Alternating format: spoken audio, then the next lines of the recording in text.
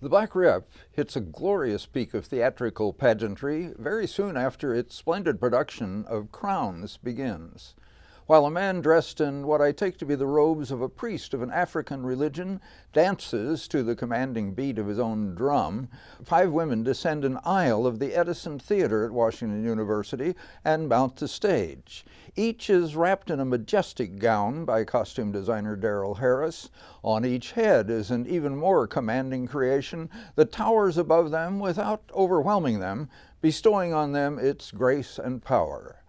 A young woman is standing on the set as the women enter. She has already introduced herself to us with a rap number, Where I Belong. Yolanda is a high school student in Brooklyn whose brother has just been shot on the street while home on a college vacation, and her mother has decided to send her to a safer environment. This safer environment does not thrill Yolanda. She sees no signs of her hip and cool Brooklyn world in her grandmother's South Carolina neighborhood. But those women led into the theater by her grandmother, Mother Shaw, a regal Anita Jackson, have come to show Yolanda something else.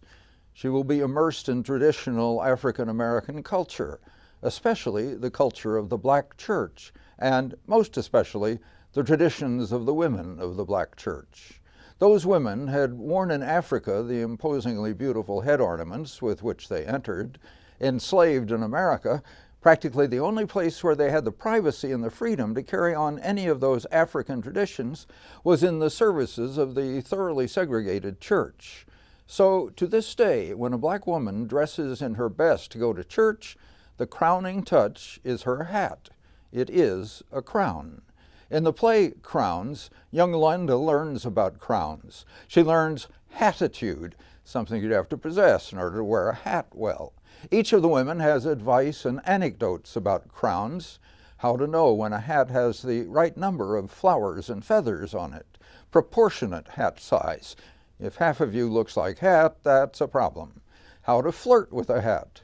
Loan your children to another woman before your children know the way home on their own. The triumph in buying a hat in a store that once refused service to Blacks. So we can witness all this in action. Crowns takes us to a morning church service, a wedding, a funeral, a baptism.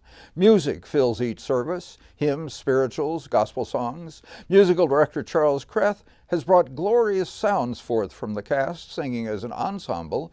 He accompanies them on keyboard, joined by percussionist Matthew Clark. When each of them sings alone, the sound is equally glorious, for this is a cast of some of the finest singers in St. Louis theaters and churches. As the church women with the crowns, Leah Stewart, Amber Rose, Maureen L. Williams, and Eleanor Humphrey join Anita Jackson's Mother Shaw, none neglects the emotional depth of the music or of the stories they tell. Tall, slender Tyler White plays the coltish, long-legged adolescent Yolanda. She easily holds the stage initially on her own, and her voice belongs in this company of splendid singers. Mike Andrews delivered a strongly rhythmic sermon as the church's pastor, among several roles he enriched. Director Linda Kennedy matched her usual standard of excellence as the director of Crowns. Kiervan Douthat Boyd contributes striking choreography, though I suspect he may let the cast improvise the spirit-inspired ecstatic dancing during the church service, as it would be in a real service. With little help from a friend, I realized that Dancy Dye's circular set is a hat, with a wide brim, elevated crown, and huge rose attached. Joe Clapper's lights, often for devotion, Scream Dean's sound design supplements when needed. As a fitting ending to Crowns, Yolanda is baptized, more into a culture and tradition, I would say, than into any particular religion. Well, there are no surer bets in St. Louis than that a Black Rep musical will be excellent, and Crowns is no exception. Let's hear some of that music.